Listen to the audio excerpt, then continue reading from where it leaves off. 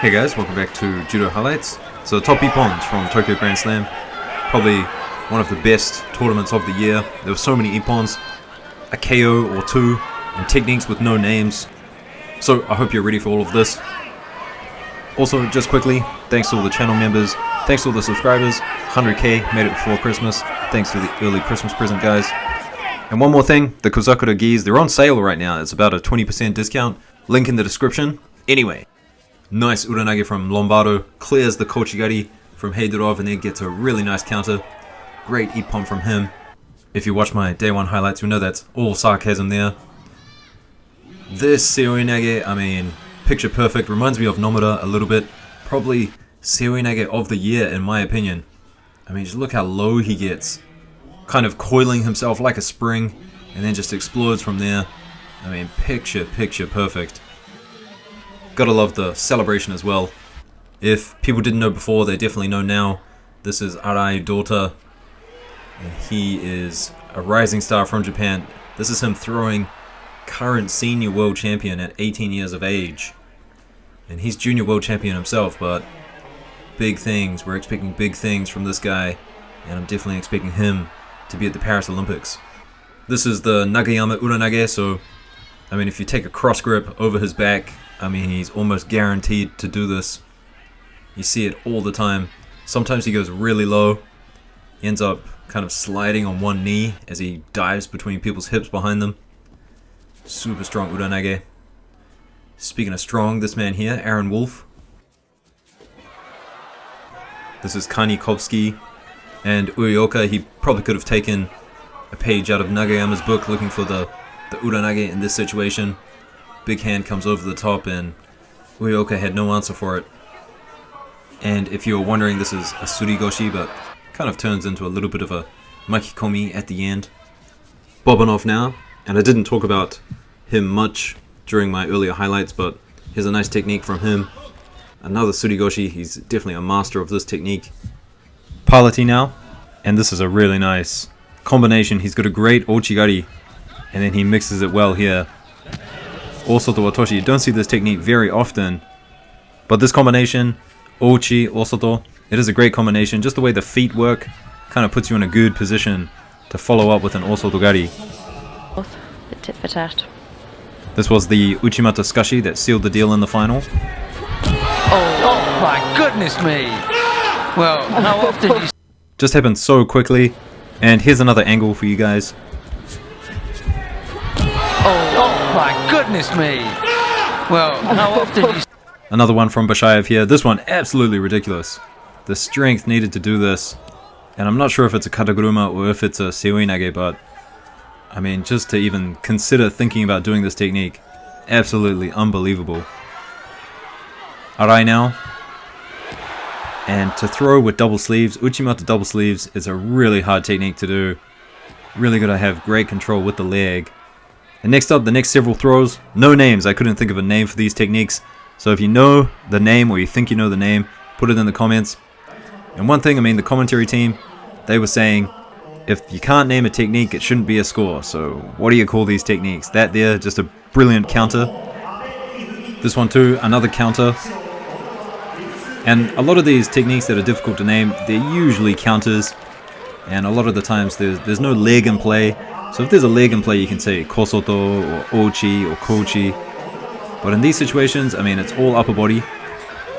So some people might say tewaza, but tewaza is just a category of techniques. It's not the name of one individual technique. So what do you guys think? And also, if Neil Adams or any of the other commentary team are out there, we would love to hear from you in the comments. It would spark up some great debate. What would you call these techniques? And if you can't think of a name, I mean, why did they give them ippon? Because these are ippon techniques. Last one here, I mean, you could barely call it an ochigari. I mean, she just kind of runs in a way and her foot slides in a similar fashion to an ochigari. But there was definitely no reaping of the feet. Unlike this, I mean, this is a clear ochigari. Look at that. That's how you do it. And look at Yondon Perenlai, a little bit angry. Showing the young buck who's boss here. Cheng from Taiwan. I don't know who he is. Never seen him before, but I think Yondon Perenlai was already up a piece. Just solidifying that he's the boss on the tatami at this point in time. Next up, huge Osotogari. Don't see Osotogaris ending like this very often.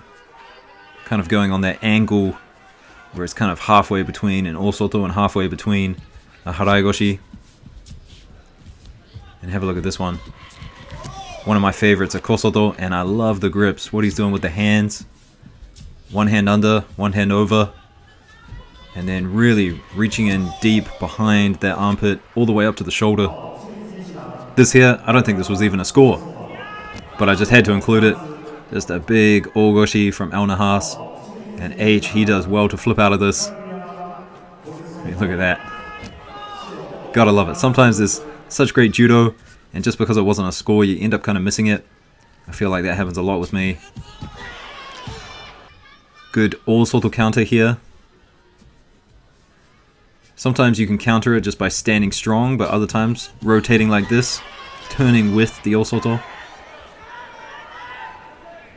Two big men now, Odku, and I was kind of surprised to see Tasuev do this to Odku. A huge Uchimata, and you would think Odku, the taller man, you would think he would be able to kind of survive the Uchimata. But I don't know, maybe Odku, not very flexible, or maybe it's actually Tasuev who's got the more flexible legs. Might actually be so, I wouldn't be surprised if Tasuev's got some incredible flexibility. This is a really nice combination from Saito.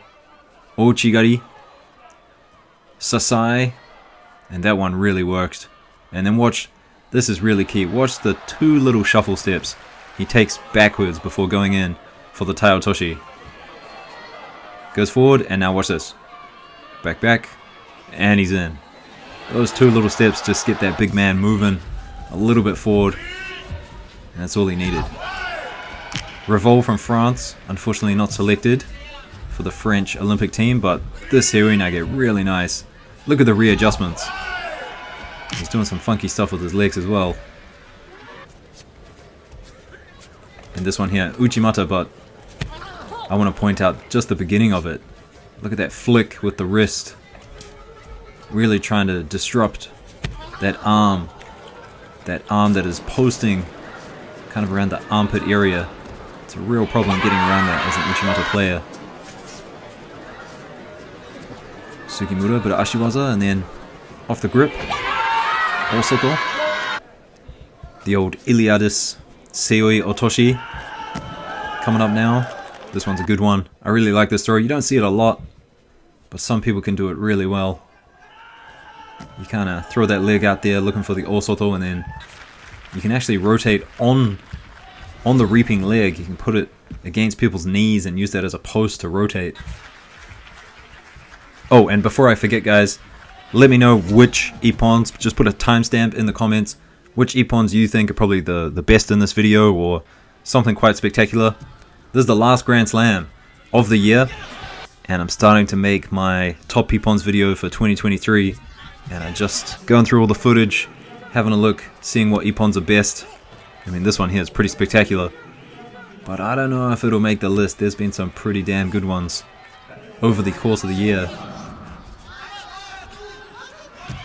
Murao now with an Uranage, maybe a Tani Otoshi. Not a technique I thought I would see him do. And this here off the grip. Now watch the reaping leg of Murao. He goes Osoto, Uchimata, and then he just sticks with it. So he was going with anything. If he got the Osoto, he was going with that. If he got the Uchimata, he was going with that. Hershko, I call this one peekaboo, because she's not there. And now she is. Sorry, I mean just her opponent's so big, just kind of blocks the view. Arai with another one. And again, just watch that left hand of his. Watch what he does. Posting, popping that elbow up, and then just destroying the grip of his opponent. Really key for Uchimata. Wolf, and this is an interesting one. I guess you gotta call this Yoko Otoshi. Couple IPPONS from Ueoka now, and he is a drop Seirinage specialist, one of the best, currently at least, who's fighting on the tatami to do this technique. Incredible skills, and I'm I'm really hoping he does well on the international scene. I've got a bit of a conspiracy going on at the moment that Japanese judoka who specialize in drop seoi nage don't do that well on the international scene, but if he does, then I'll eat my words. Takato with the counter, he's so good with these counters. And Nakamura here. Watch the inside foot play, both guys looking for that inside position. And then Nakamura, he counters it. He's like, okay, you're looking for the inside position, so I'll do a technique on the outside as you're coming in. This was a wazari, but I thought it was good enough to be in this video. Hopping, Uchimata, good control. Lands in the osaikomi too. Abe here for me, I mean, he has put people out with this technique. And it's one of Abe's more high frequency throws these days. I mean, people fear the sore and the seoi nage so much that he just goes for this. So Yondon Perenlai survived, but in another contest, same technique, all soto, and Cassie's, as you can see, it's a little bit awkward here. He goes out, ends up getting KO'd, and they do this. They like to zoom in so they don't show you what's happening on the tatami, but we do zoom out a little bit here, and they can kind of see the medics running over. Now I hope Cassis is okay. You can kind of see them talking to him, seeing if he can hear.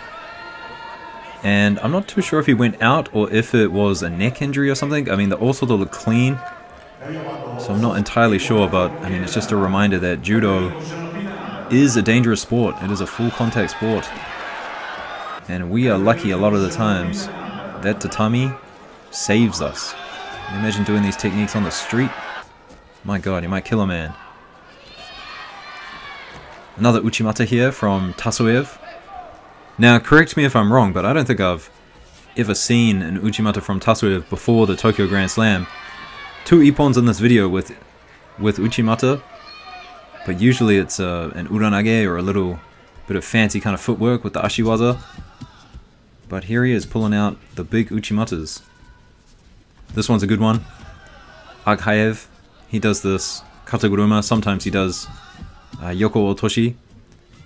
But if you want to do this technique, Aghaev is an absolute master at it. And it's a lot about the grips, taking a grip on the tricep, taking a grip kind of under the shoulder to push people up as you go over. He's a real master of that technique. Sumigaishi here, picture perfect. Great angles. This technique here, not my favorite. But I mean, it's something that people have started doing. It's kind of a reverse kataguruma, an invention because of the rule change. So you can't grab the leg, so people are trying all sorts of things to get people on their backs, and we're not even making new technique names for it. So what does that say, guys? I mean, can we just make new technique names? Come on, let's create something. Why not? And I've said that before to some people from the Kodokan, and they say no. Everything has been made, which I think is a little bit ridiculous. This one here, this is a great ochigari off the break. You don't see ochigari used a lot like this. It's usually a first action kind of attack, not, you know, used as a counter very often. Look at this tomoe-nage. I mean, he's lucky he got it. Do you kind of think there's a bit of a stop in the action here? I mean, usually they say if you're doing 2 actions, it can't be a throw, but I mean, this is a much better example of a tomoe-nage that's, you know, 1 action. Look at that, that's beautiful. It's just like how I do it. This is a nice counter, really low counter, using the, I guess it's a kosotogake? Maybe a yoko otoshi. He is very low, but the angle makes me think kosoto. Beautiful seoi-nage here, pretty textbook. Moving in the right direction, flicking that arm, making sure those arms are not in the way. And look at this, this is incredible. Driving ochigari, but as he's doing it, he's setting up the ippon seoi-nage That's pretty slick. That's a really nice one. Maizarazi now, and I think he had just gassed out his opponent by this point. I mean, he went over pretty easy, dominating the grips. I mean, this is going to be suffocating to be in this sort of position. And then he just gets you walking, throws that foot over, and off you go. Triple, and have a look at the clock. 3:55, 3:54, 3:53. Very early ippon here. Gets the osoto and delivers.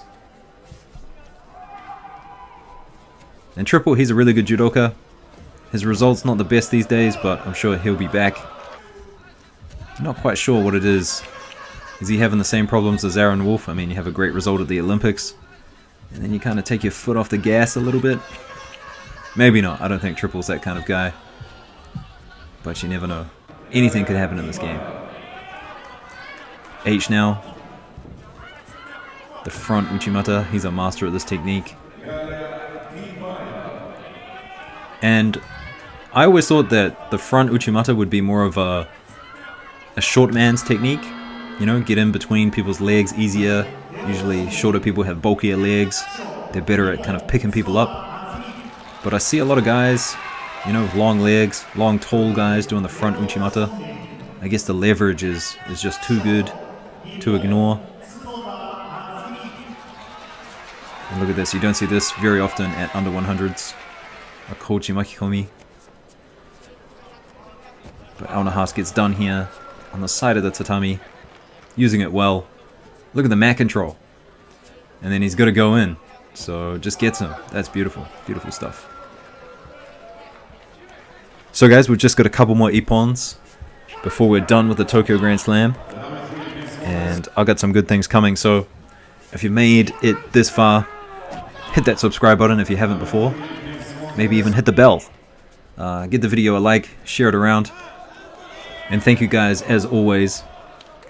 By the way, isn't it kind of weird that this one here, I mean, undergrip, split hip. Now, do you call that an ogoshi or do you call it a surigoshi? In my opinion, an ogoshi, you can't have split hips. And you're going to be lower on the belt. But surigoshi, you have to go over the top, not have an undergrip, and then kind of grab down low near the belt. But it is split hip, so I mean, some of these techniques, the naming, it's just annoying, really annoying. Last one, guys, I like this one, upper body control. That's really nice, a nice sasai to finish. All right, guys, thanks again. I'll see you in the next one. Peace.